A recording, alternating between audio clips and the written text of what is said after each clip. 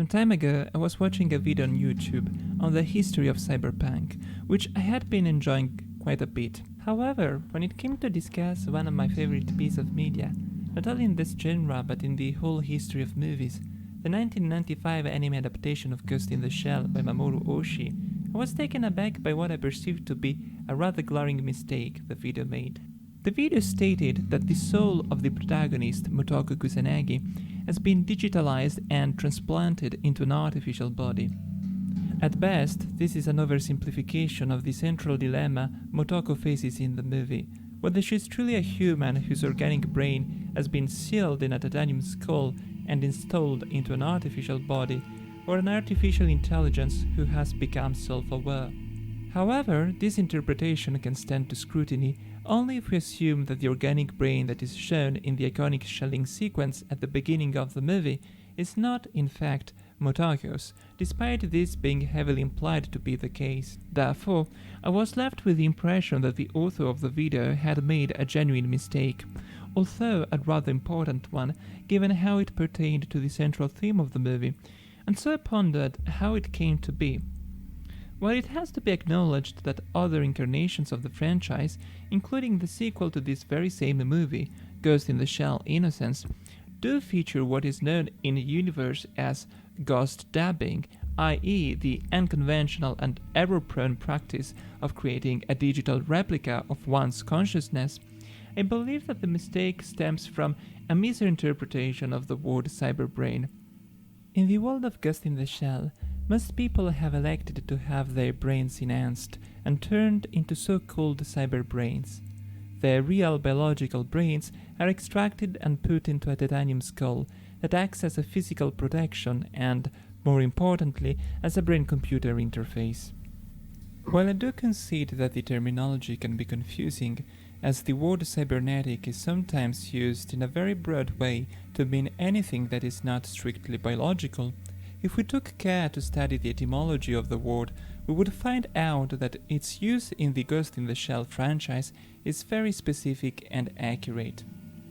The term cybernetics was coined by Norbert Wiener in his book Cybernetics, or Control and Communication in the Animal and the Machine, published in 1947.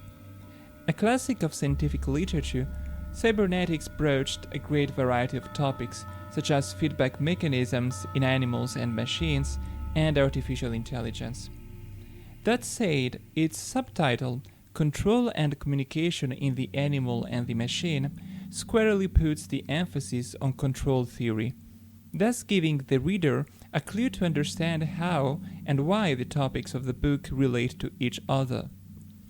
Indeed, the term cybernetics comes from ancient Greek and means steersman or navigator.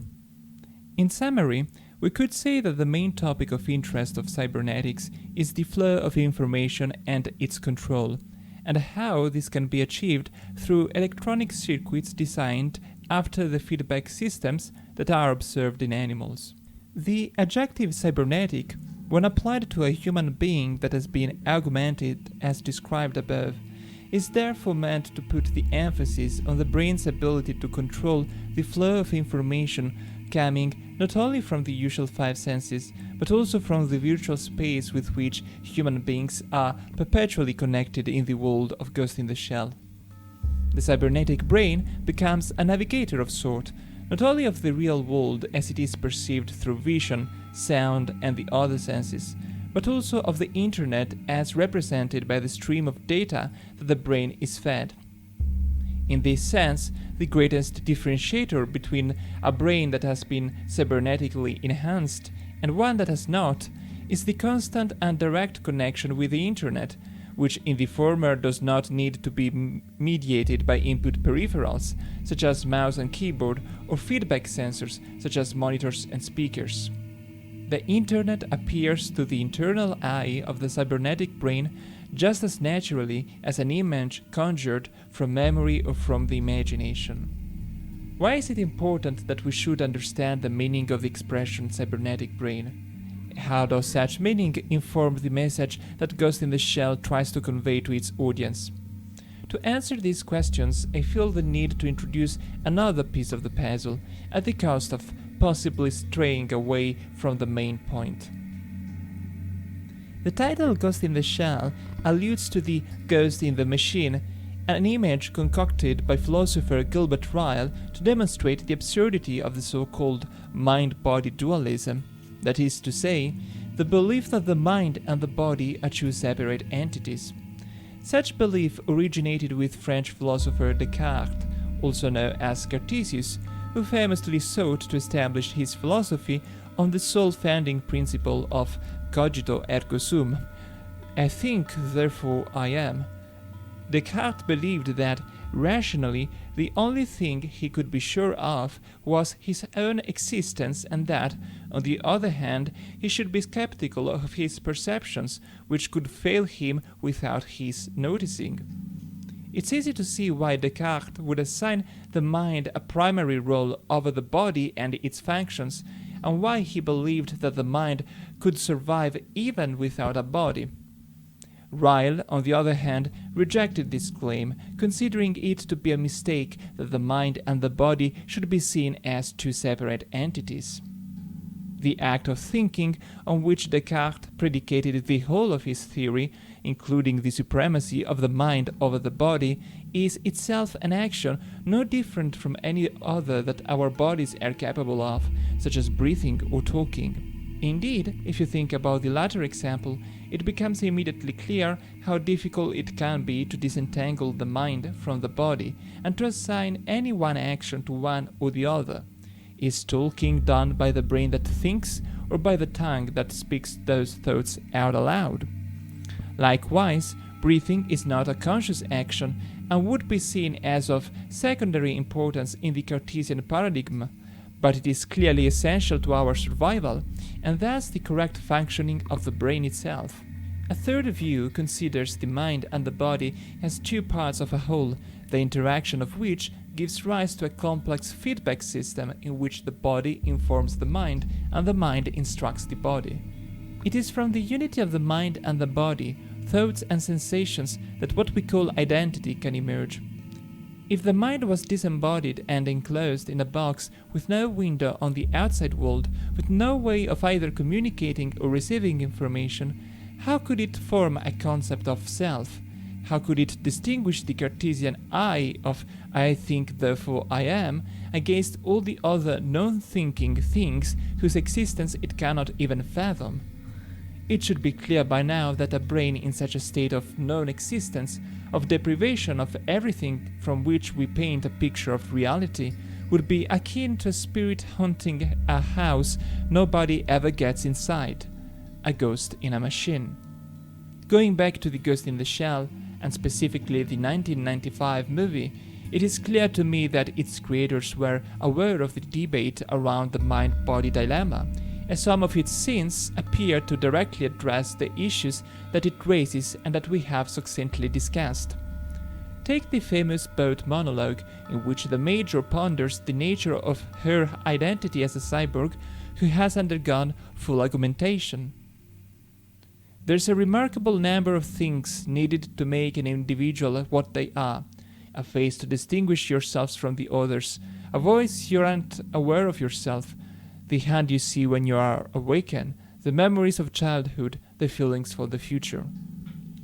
Here the Major clearly follows in Ryle's footsteps when listing things such as one's hands and voice as important and, perhaps, unreplaceable pieces of that jigsaw puzzle we call self. The point that she makes is particularly poignant in that, as a cyborg whose body is mass-produced, her hands and voice cannot be said to be exactly her own. In the scene right after this one, the Major casually stumbles upon a person with a shell identical to her own, down to details such as haircut and eye color that even non-augmented humans can easily change. If it is true that our bodies are integral to the definition of our identities, what will happen the day when we'll be able to transplant our brains into mass-produced shells?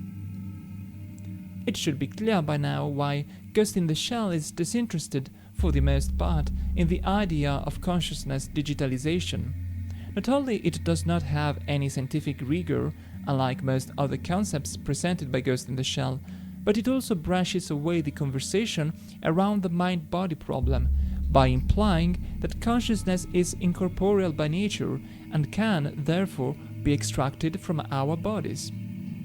At the same time, though, if the only thing Ghost in the Shell did was figuratively pointing the finger at the mind-body dualism, denouncing its fallacies, I don't think it would warrant any more attention than it would if its philosophical premise was, indeed, the digitalization of consciousness. However, Ghost in the Shell goes much further than that, showing us not only how much there is to lose in discarding our uniquely biological bodies, but also what we might gain in doing so. Adding to what I have already quoted of the boat monologue, the Major has this to say. That's not all. There's the expanse of the data net my cyberbrain can access. All of that goes into making me what I am, giving rise to a consciousness that I call me, and simultaneously confining me within set limits. The bodies we were born with, though imperfect, makes us who we are, precisely because their imperfections, through which sensations are filtered, color the depiction of reality that we build within our minds. These imperfections that apparently confines the range of our experiences also define them, if anything, by virtue of selection. And that is not all. Though artificial bodies paradoxically are lacking in imperfections, they make up, at least to an extent, in the sheer number of new opportunities that they allow for, such as expanded memory banks. In other words, while it is true that the process by which our imperfect bodies restrict the experiences we have access to naturally breeds diversity, it is equally true that, by lifting those restrictions altogether, we may expand the horizon of what we can accomplish so much that any two individuals would only share a modicum of experiences. These two opposite ways, both supposedly leading to the same destination, the enrichment of the pool of individuals that make up society, are represented in Ghost in the Shell. Togusa is a detective whose body is mostly organic. Unlike Chief Aramaki, he does have a cyber brain, but the extent to which he seems to take advantage of it is communicating with Section 9 without the assistance of external devices. Despite this lack of body augmentations and a penchant for old firearms, that should make him a liability more than an asset, he was personally picked up by the Major to be a member of the highly specialized team of operatives that is Section 9. In the movie, when asked about the motives behind such choice, this is what Motoko has to say. With the exception of your cybernet implants, your brain's real. No matter how powerful we may be fighting-wise, a system where all the parts react the same is a system with a fatal flaw. Like individual, like organization. Overspecialization leads to death. That's all. What the Major is saying here should be clear at this point. In a society in which bodies are manufactured, there is no such thing as individual behavior. Since our minds are not independent of our bodies, in the sense that our decision-making is informed by our bodily perceptions, even determined by it to a degree, if everyone experiences reality in the same way, the way in which we react to it will also be the same, and thus predictable, like individual, like organization. The following discussion includes spoilers for the ending of the 1995 movie, therefore I advise that you should watch it before proceeding. At the end of the movie, Motoko decides to merge with the AI known as the Puppet Master, which Section 9 has been hunting throughout the movie. The physical details of such experience are nebulous, as the movie does not waste time explaining the viewer what the merge exactly entails. We are told that the resulting individual will neither be the Major nor the Puppet Master as we know them, but a combination of the two. Additionally, the knowledge accumulated by the AI will be transferred to Motoko's memory banks. The net running capabilities the Puppet Master is infamous for may also be acquired by the cyber part of Motoko's brain, and not even the organic part might be left untouched, since we know from a previous scene in the movie that it too can be tampered with, the memories located therein erased and rewritten.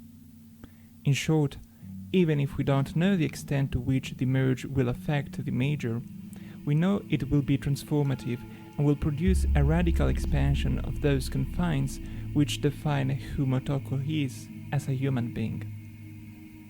In the last scene of the movie, once Motoko has regained consciousness in her new shell, after the old one was destroyed in an attempt to prevent her from merging with, and thus preserving, the puppet master, she quotes a passage from one of Paul's epistles. "When I was a child, I spoke as a child. I understood as a child. I thought as a child. But when I became a man, I put away childish things." It is interesting to note that Motoko probably became aware of the passage after the merge with the puppet master, since it precedes a line the Ahai had taunted her with previously in the movie. "For now we see through a glass darkly." The change that the puppet master had promised has already taken effect. The expansion of Motoko's knowledge and cognitive abilities has made her a different individual from the one she used to be. This change could have not happened had not Motoko questioned her human identity as a cyborg whose perceptions are not only fallible like those of any other human being, but also susceptible to manipulation by cybercriminals such as the puppet master. Motoko's stance on the matter, whether the self is a construct of the intellect or an expression of the synergy of mind and body, is, unsurprisingly, diametrically opposite to that of Cartesius. While the latter concluded that the self was the only thing he should not doubt, since everything else could potentially be an illusion conjured by a demon, it is exactly for this very reason that Motoko questions her identity. If what we see and what we hear is not to be trusted, how can we ascertain our own existence?